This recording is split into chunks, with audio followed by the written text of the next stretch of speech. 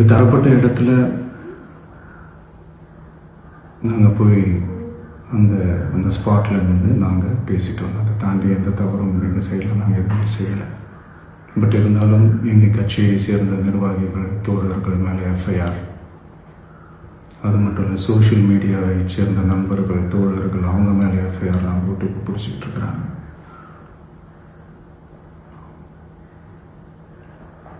CM sir, உங்களுக்கு ஏதாவது இந்த பழி வாங்கணும் அப்படின்ற எண்ணம் ஏதாவது இருந்துச்சுன்னா என்ன வேணாலும் பண்ணுங்க. அவங்க மேலே கை வைக்காதீங்க.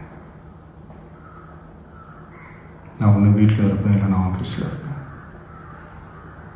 என்ன வேணாலும் செய்யுங்க.